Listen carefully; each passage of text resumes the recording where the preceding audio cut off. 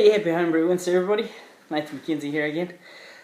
First off, apologise for my very messy environment. I've been pretty busy all day. Taking a few weeks off work just to get all these jobs done around the house. So I've been busy in the garage.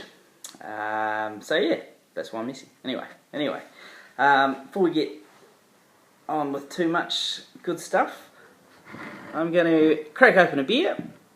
I really felt like a stout. As you know, I love stout. Now this one is from Wingram, the Tsar Imperial Russian Stout, coming in at 8.5%. I have had this one before. It is delicious. So, without further ado, we'll crack open one. Find my handy dandy bottle opener here. Oh, give me a sec. Beauty. You've been that bottle opener. Right. Okay. So this is a brewery, I believe, out of, let me read the back here, I believe it's out of Christchurch. Yeah, out of Christchurch. This is the only beer I've had of theirs. So, just as I'm pouring, I can smell all this malty goodness. She's, as a stout should be, nice and malty. Okay. Oh, gonna get away with it. Beauty. And but look in the bottom there. Oh no. Thought it was bottle conditioned.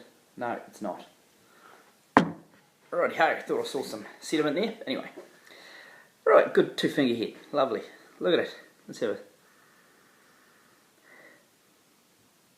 Lovely and malty. There's small hop aroma there, but overpowered by the malt.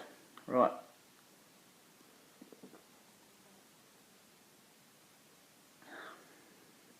Oh man, that's good. 8.5%, you can't taste it. Maybe because I'm used to my Imperial Black IPA, but this is beautiful. Right. Enough of that, enough of drinking. Right. What am I talking about today? Right, I had a brew day on Saturday night. A couple of mates of mine, Tim and Matt, popped over to give me a hand. I was borrowing Matt's chili bin, it was converted into a mash tun. We had a pretty good brew night, although I'm going to have a go at doing a brew without drinking. We got a bit messy towards the end there. Oh, probably actually after the mash, to be honest. But all in all, everything went pretty good. Now, I've always done brew in the bag when it comes to all grain. So this is my next progression. I was always going to go to the chili bin. And it took a bit longer with the chili bin. Saying that though, now I believe I'm really keen to see what this beer is going to be like, because this is the only variable that's been a variable for me, if you know what I mean. With the mash, and just in my big brew pot with the brew in the bag, I'd really have to babysit it for the whole 90 minutes. It would drop temperature quite a bit, so you'd rev the burner up, and you wouldn't want to rev it too much because then you might go higher than what you wanted, and so you're a bit all over the place for the whole. You know, you're in the target market, but you are all over the place for the whole 90 minutes, so to speak. So chili bin, we were lucky to lose 0.3 of a degree for the whole 90 minutes. Absolutely fantastic. And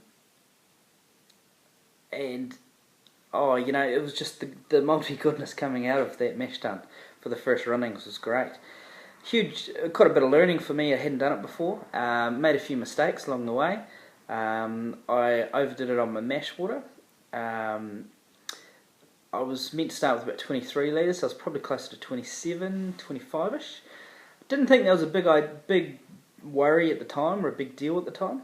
The only thing that I think having too much mash water did was it was inhibiting the grain bed from really compressing when I was going to. So I had to do a lot more runoffs to make sure it was all nice and clear. But that was the only side there. So went and drained that all off, and then started sparging across the top. Probably used too much sparge water as well, because I ended up with probably 34 litres when the boil was going to be about 32. Not a big deal, I don't think. Not a big deal. Efficiency way up, huge efficiency. Everyone said, brew in the bag's not that efficient, and I was saying, I think I'm only about 5 off what I normally get, or what I should get. So I think, it's here nor there. I'll just add a bit more grain to make sure I get that ABV up.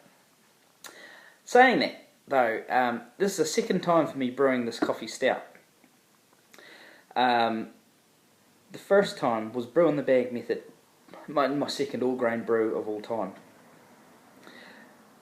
With the same malt profile, nothing's changed with the malt profile with the second one. I made it not to the volumes, I changed some of the specialty malts up a bit, but nothing to the actual fermenting grains. So anyway, I got first time I brewed it, I got a 1.060. I was meant to hit a 1.073, so I was thinking like, oh crap, didn't really get it too good there. Fermented down to a 1.022, so it was nice and high. You want a good mouthfeel for the stout, and it was 24 litres total. That was the first time I brewed it. Second time, only thing that's changed is the chili bin, to be honest. Everything else is the same. My original gravity, when it's all said and done, was 1.078. 18 points higher than the first time. Unbelievable. I was a bit worried. I didn't actually want it to be that high, to be honest with you. It's going to change the whole profile of the beer. I was wanting around the 1.070, maybe 6.5. So yeah, I was very surprised there, very surprised. So, and my finished volume was 24.5 litres, with that, so yeah, fantastic. I've put a couple of wee special ingredients in there, just to see if it made a difference. I'm not really going to talk about it just yet, just because I don't know if it'll make much of a difference, and I would like to see if people would notice it. More than anything, not that I'm trying to hide secret ingredient, this is going to make me win or anything like that. It's just a matter of interest, see if it's worth doing. Really, that's all. Now the yeast I used British ale yeast, or Whitbread yeast. Now I did a bit of a Graham Baker style there. I grew the yeast to begin with. Bugger me, growing yeast takes a long time. It took the best part of 4 days to grow it. And to clear it out and do all the rest, but what a result.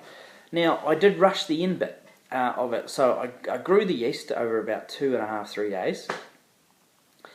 I crash chilled it, but I only crash chilled it for about 12 hours. Needed more than that, but I needed to get a yeast starter done and a yeast starter on the go. This was like Friday night at about 1 in the morning. Friday, yeah, no, I always have late nights. Anyway, about 1 in the morning. So I was draining the liquid off there.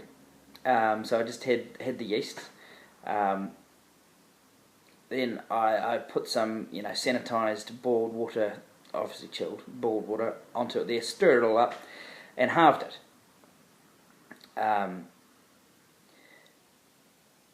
And one half I just chucked straight into my yeast starter.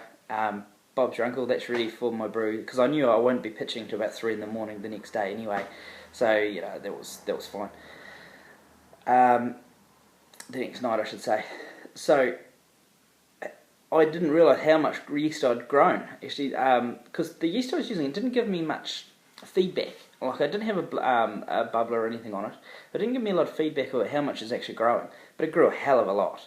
I was quite surprised actually how much it grew. So I finished up with two test tubes here. After all, I probably should have had 3 of these, or saying that, I could have probably turned them into 4. But I don't know if you can see that. See how much yeast is in there. Look at all that. That's probably, I reckon that's a double pitch.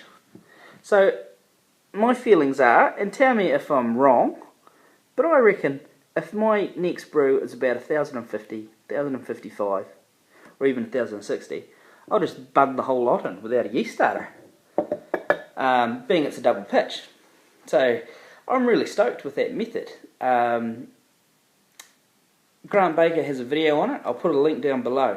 Just It's a fast video of his. It's got about 4 or 5 minutes, but I watched it about 4 or 5 times. Took my notes as I was watching it.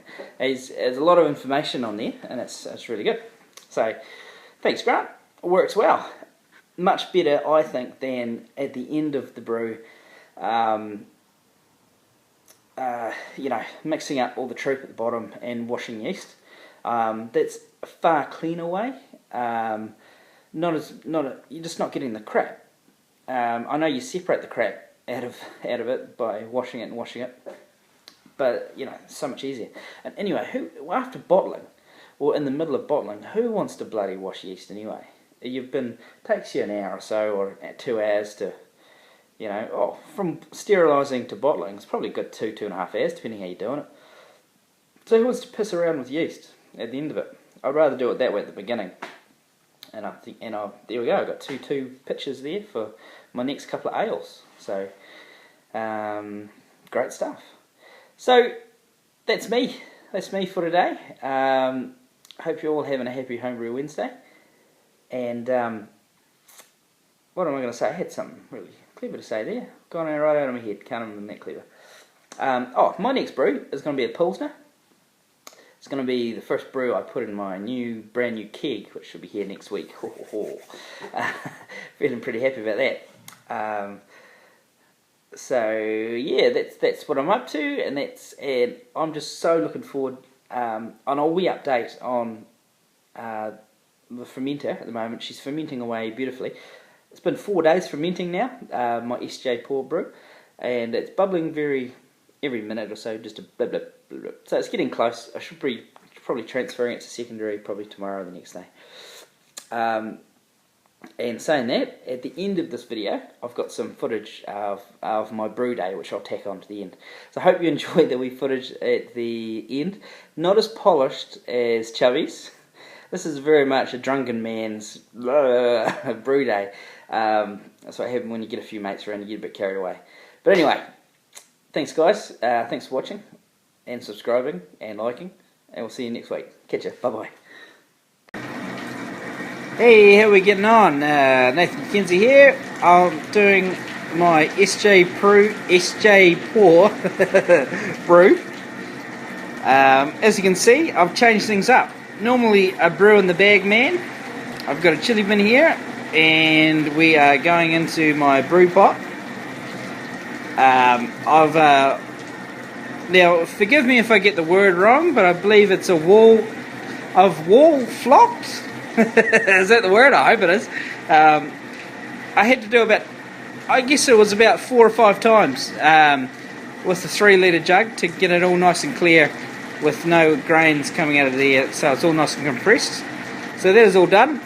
Over on the burner there, there's my my sparge water all heating up, and it should be good to go. But we'll come across to this pot here a bit closer, the chili bin I should say. So I've set her up with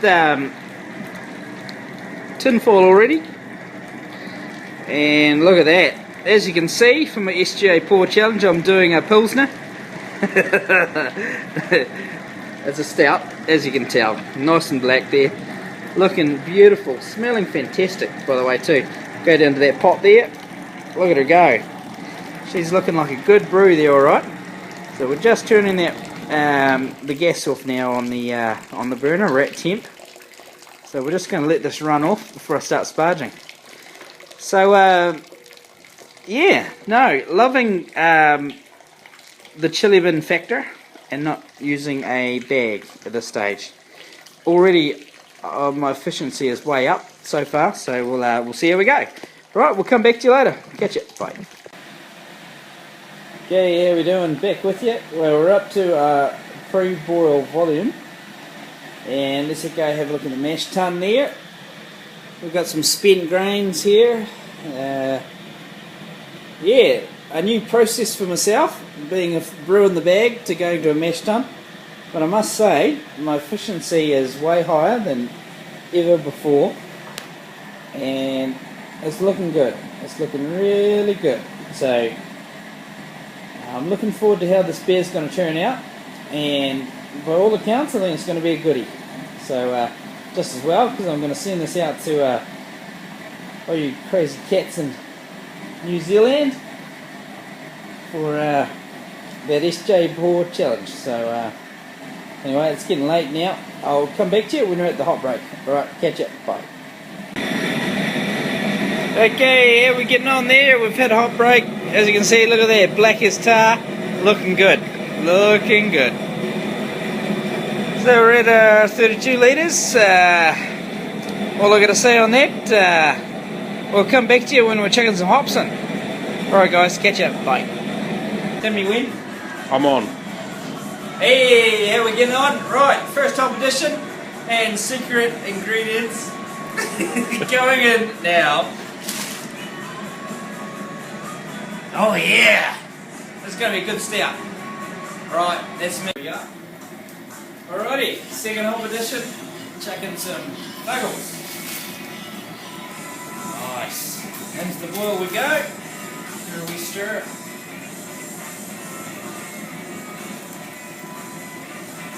Oh, the stout is smelling great. Awesome. Out. Yep. Alright, Roger. Okay, last top edition. Yeast nutrient. And why not? Let's chuck a bit of Cascade in. Can't go wrong.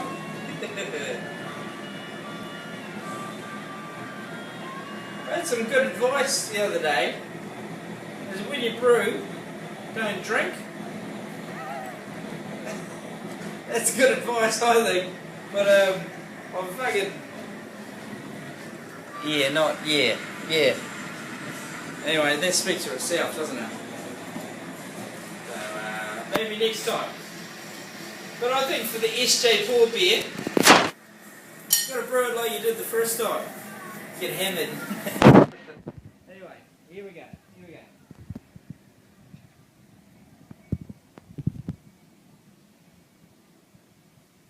Alright. Last competition in here, and yeast nutrient. Water to that. Oh, smells lovely. We'll see you back here once we get into the fermenter. Alright, catch ya. Hey guys, how we doing? Right, I thought I'd just do a quick wee video there to show you the result of the brew date. Where the fermenter there is sitting at 18.9. I'm fermenting at 19 degrees, so a bit cold here today, so the heat pad will be going on shortly. What can I say? Brew day went really well. This is Monday now. I pitched the yeast Sunday morning at 4 AM because of my brew night. I got a bit wild there, drinking too much. I must do a sober one. But let's cut to the chase. Let's see how we're going. So let's open her up. And look at that, we've had a little bit of a blowout there. But as you can see there, with a bit of beer in the tube there, we're fermenting away nicely. So that's a result. Volume should have been 23. We've got 24.5 there. So oversparged by a little bit there. But no dramas. End gravity's fantastic. 1.078. So I'm 5 points over my gravity. So efficiency was spot on there. Just shows you, using that chili bin as a mash tun was fantastic. So that's it guys. Again, I apologise for the dodgy brew day footage, but we'll see you Homebrew Wednesday. Catch ya. Bye.